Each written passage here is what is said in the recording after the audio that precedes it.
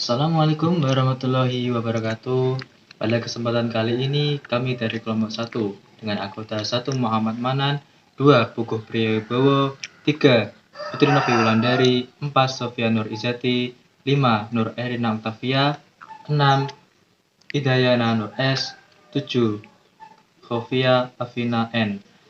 Akan mengadakan dua pembahasan. Yang pertama pembahasan mengenai makalah kami yang berjudul Pengertian dan Ruang Lingkup Studi Kelayakan Bisnis.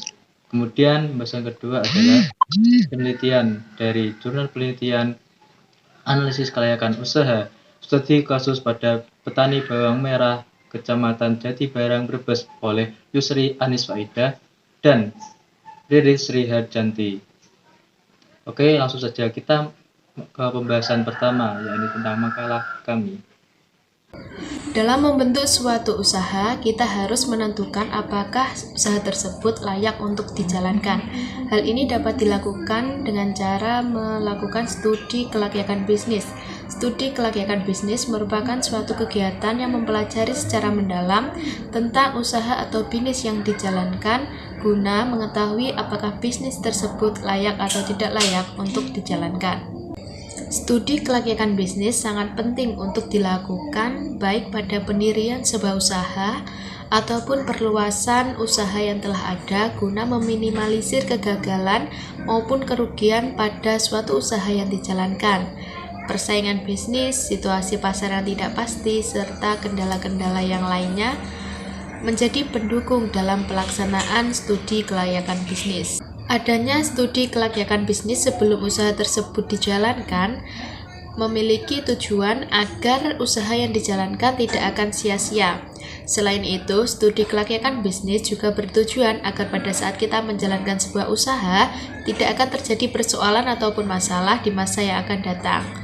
Studi kelayakan bisnis memiliki beberapa tahapan, yaitu tahap penemuan ide, tahap penelitian, tahap evaluasi, tahap pengurutan usulan yang layak, tahap rencana pelaksanaan, dan pelaksanaan. Pembahasan berikutnya adalah aspek studi kelayakan bisnis. Secara umum, aspek-aspek yang perlu dilakukan studi kelayakan adalah sebagai berikut. Yang pertama adalah aspek hukum. Dalam aspek ini yang akan dibahas adalah masalah kelengkapan dan keabsahan dokumen perusahaan melalui bentuk badan usaha sampai izin-izin yang di mana titik kelengkapan dan keabsahan dokumen sangat penting. Karena hal ini merupakan dasar hukum yang harus dipegang apabila di kemudian hari timbul masalah, titik keabsahan dan kesempurnaan dokumen dapat diperoleh dari pihak-pihak yang menerbitkan atau mengeluarkan dokumen tersebut. Yang kedua adalah aspek pasar dan pemasaran. Aspek ini digunakan untuk menilai apakah perusahaan yang akan melakukan investasi sudah memiliki peluang pasar yang diinginkan atau tidak. Atau dengan kata lain, seberapa besar potensi pasar yang ada untuk produk yang ditawarkan dan seberapa besar market share yang dikuasai. Untuk mengetahui seberapa besar pasar nyata dan potensi pasar perlu dilakukan riset pasar, baik dengan terjun langsung ke lapangan maupun dengan mengumpulkan data dari berbagai sumber yang berpotensi. Kemudian, setelah diketahui pasar nyata dan potensi pasar yang ada, barulah disusun strategi pemasarannya. Yang ketiga adalah aspek keuangan. Dalam aspek ini dilakukan untuk menilai biaya-biaya apa saja yang akan dikeluarkan dan seberapa besar biaya-biaya yang akan dikeluarkan. Meneliti seberapa besar pendapatan yang akan diterima jika proyek yang jadi dijalankan. Titik penelitian ini meliputi seberapa lama investasi yang ditanamkan akan kembali, dari mana saja sumber pembiayaan bisnis yang didapat tersebut, lalu bagaimana tingkat suku bunga yang berlaku. Yang keempat adalah aspek teknis atau operasi. Aspek ini yang akan diteliti adalah mengenai lokasi usaha untuk pengabdian dan pelayanan terhadap masyarakat dengan tetap memegang teguh pada efisiensi, efektivitas, dan ekonomis. Kantor pusat, cabang, pabrik, atau gudang, kemudian penentuan tata letak gedung, mesin, dan peralatan, serta tata letak ruangan, sampai kepada tata letak peluasan lainnya. Yang kelima adalah aspek manajemen atau organisasi. Para pengelola usaha dan struktur organisasi yang ada adalah yang dinilai dalam aspek ini. Proyek yang dijalankan akan berhasil jika dijalankan dengan orang-orang yang sudah ahli. Dari tahap merencanakan, melaksanakan, dengan mengendalikan penyimpangan, demikian pula dengan struktur organisasi yang dipilih harus sesuai dengan bentuk dan tujuan usahanya.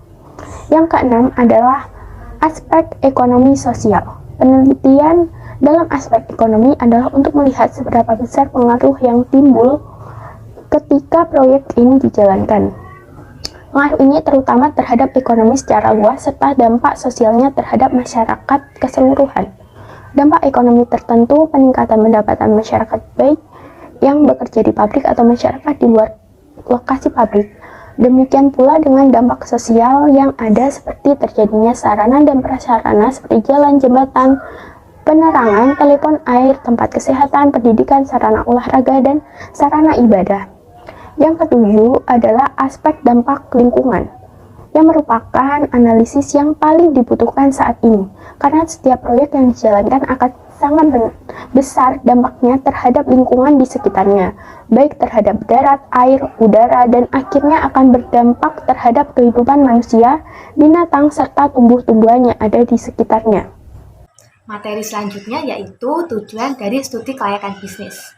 Banyak pihak yang punya kepentingan dengan studi kelayakan bisnis ini, dan jika dilihat lebih detail lagi, ada 4 pihak yang berkepentingan di studi kelayakan bisnis ini. Yang pertama, ada pemerintah, 2, masyarakat, 3, analisis studi kelayakan bisnis, dan yang terakhir, 4, pihak investor. Selanjutnya akan saya jelaskan dari masing-masing pihak tersebut. Yang pertama, bagi pihak investor, memiliki tujuan yaitu sebagai penilaian dari kelayakan usaha agar bisa bermanfaat karena sudah menganalisis dari berbagai aspek seperti aspek teknis dan operasi, aspek pasar, aspek organisasi dan manajemen, aspek lingkungan, dan aspek finansial secara luas dan detail, sehingga bisa dijadikan dasar untuk investor yang ingin memutuskan untuk berinvestasi ke perusahaan tersebut. Yang kedua, yaitu bagi analisis studi kelayakan bisnis, yakni sebagai alat yang berguna untuk mendukung kelancaran tugas-tugasnya dalam memberi nilai di suatu pengembangan usaha baru atau menilai kembali usaha yang sudah ada. Yang ketiga, bagi masyarakat, merupakan kesempatan untuk meningkatkan kesejahteraan rakyat dan perekonomiannya, yang merupakan hasil dari studi kelayakan bisnis tersebut, baik yang terlihat langsung maupun secara tidak langsung. Yang terakhir, yaitu bagi pemerintah. Adanya usaha baru bisa mengembangkan usaha lama yang hasilnya dari studi kelayakan bisnis yang dilakukan oleh badan usaha maupun individu. Biasanya pastinya bisa menambah pemasukan pemerintah seperti pajak pertambahan nilai retribusi berupa biaya perizinan, biaya penghasilan, biaya pendaftaran, biaya administrasi, dan biaya lain yang berhubungan dengan pemerintah. Berdasarkan sudut pandang makro pemerintah, dapat berharap besar dari keberhasilan studi kelayakan bisnis ini guna mempercepat pertumbuhan ekonomi daerah dan nasional sehingga tercapai pertumbuhan dan kenaikan. Tadi sudah saya jelaskan beberapa pihak yang memiliki kepentingan di studi kelayakan bisnis. Selanjutnya saya akan menjelaskan mengapa suatu usaha itu perlu suatu studi kelayakan bisnis. Saya akan menjelaskan 5 tujuannya, yaitu yang pertama, untuk menghindari resiko kerugian pada fungsi studi kelayakan bisnis di masa yang akan datang. Baik hal itu bisa dikendalikan maupun tidak bisa dikendalikan. Yang kedua, untuk mempermudah perencanaan pada proses perencanaan yang akan dijalankan, meliputi jumlah dana yang akan dikeluarkan, letak usaha tersebut dijalankan, kapan usaha tersebut dijalankan, siapa saja yang berperan, bagaimana cara pelaksanaannya, berapa keuntungan yang akan dicapai, dan bagaimana cara mengawasinya jika nantinya terjadi penyimpangan. Yang ketiga, memudahkan pelaksanaan pekerjaan. Dengan adanya analisis studi kelayakan bisnis ini bisa dijadikan pedoman bagi para pelaksana yang melaksanakan bisnis. Yang keempat, memudahkan pengawasan. Kegiatan ini diperlukan untuk menjadikan pelaksana tidak melenceng dari rencana awal yang telah disusun sebelumnya, sehingga para pelaksana pekerja dapat bersungguh-sungguh dalam menjalankan pekerjaannya, karena merasa ada yang mengawasi. Yang terakhir, yang kelima, memudahkan pengendalian. Tujuan dari pengendalian yaitu untuk mengembalikan pelaksanaan pekerjaan yang melenceng, sehingga tujuan perusahaan itu bisa tercapai. Selanjutnya, saya akan menjelaskan tentang pentingnya studi kelayakan bisnis. Bangsa Indonesia adalah bangsa berkembang yang saat ini tengah dihadapkan pada masalah kemiskinan dan pengangguran yang jumlahnya semakin bertambah. Sebagian dari mereka adalah kaum terpelajar yang berusia produktif. Dampak pengangguran tidak hanya menjadi sumber kriminalitas, tetapi berakibat pada rendahnya produktivitas dan daya saing bangsa. Untuk menyelesaikan masalah pengangguran dan kemiskinan tersebut, solusi yang tepat adalah menciptakan lapangan kerja dengan memaksimalkan potensi dan keterampilan yang dimiliki oleh angkatan kerja yang menganggur.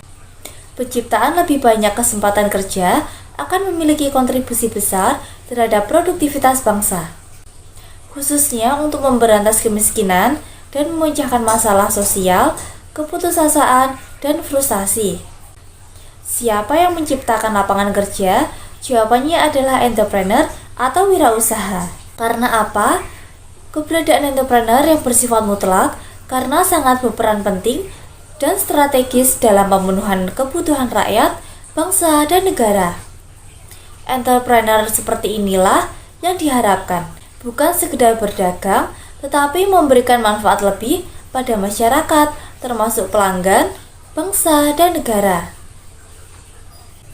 Peran entrepreneur dalam sebuah negara adalah A. Pemutar gerak roda ekonomi, B. Pembuka atau penyedia lapangan kerja, C. Pembayar pajak sebagai sumber pemasukan APBN dan APBD, D. Penghasil devisa dari produk ekspor, dan E. Pelaku fungsi sosial kemasyarakatan. Selanjutnya adalah lembaga yang memerlukan studi kelayakan. Pihak-pihak yang berkepentingan terhadap hasil studi kelayakan tersebut antara lain, yang pertama adalah pemilik usaha, kedua kreditur, ketiga pemerintah, keempat masyarakat luas, kelima manajemen. Hasil penilaian melalui studi kelayakan ini sangat diperlukan dan dibutuhkan oleh berbagai pihak, terutama pihak-pihak yang berkepentingan terhadap usaha atau proyek yang akan dilaksanakan. Perusahaan yang melakukan studi kelayakan akan bertanggung jawab terhadap hasil yang mereka katakan layak, sehingga pihak-pihak yang berkepentingan merasa yakin dan sangat percaya dengan hasil studi kelayakan yang telah dilakukan. Salah satu studi kasus untuk tugas makalah kami yaitu usaha petani bawang merah yang berjudul Analisis Kelayakan Usaha Studi Kasus pada Petani Bawang Merah Kecamatan Jatibarang, Brebes, di mana usaha petani bawang merah belakangan ini banyak diminati oleh masyarakat untuk sarana investasi karena bisa sebagai salah satu alternatif usaha yang menjanjikan keuntungan. Selain sebagai sarana investasi, masyarakat juga menjadikan usaha petani bawang ini sebagai bisnis sampingan atau juga pendapatan utama, yang mana usaha petani bawang merah yang dikelola oleh Bapak Makdum menjadikan usaha penanaman bawang merah sebagai pendapatan utama. Usaha penanaman bawang merah ini terdapat di Desa Tenggal Wulung, Kecamatan Jatibarang. Bisnis tersebut juga mulai dirintis sejak tahun 1990 atau sekitar 27 tahun yang lalu.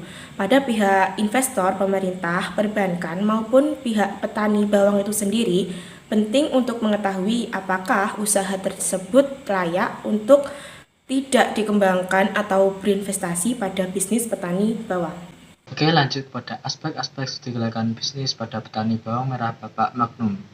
Aspek yang pertama adalah aspek hukum.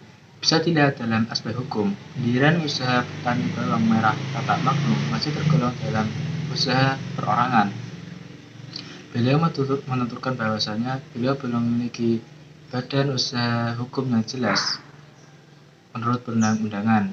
Kemudian kedua adalah aspek pasar dan memasarkan. Hasil produksi tanam bawang merah Bapak Makdum akan diambil secara langsung oleh pengepul ataupun pemborong, sehingga cara tersebut memudahkan petani bawang merah. Mereka tidak repot-repot pergi menemui konsumen ataupun pergi ke pasar-pasar tradisional untuk memasarkan hasil produksinya. Kemudian adalah aspek teknik ataupun operasi.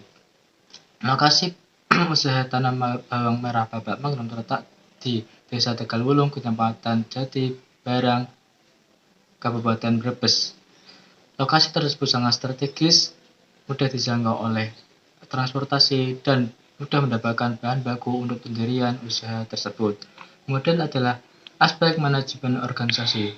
Dalam pendirian usaha tersebut, manajemen sumber daya manusia masih tergolong sangat cukup sederhana, dikarenakan usaha tersebut masih tergolong dalam perorangan, sehingga masalah-masalah tidak ada yang sangat kompleks.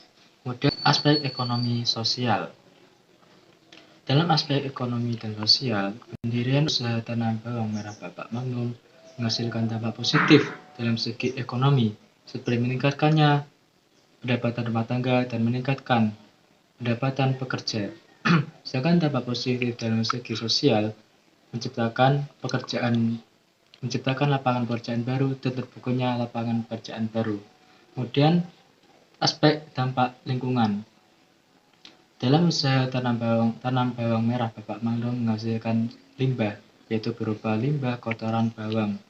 Limbah tersebut dapat mencemari lingkungan dengan polusi udara. Sekian dari kelompok kami. Bila ada salah kata maupun mengucapkan, kami minta maaf yang sebesar-besarnya. Akhirul kalam, wassalamualaikum warahmatullahi wabarakatuh.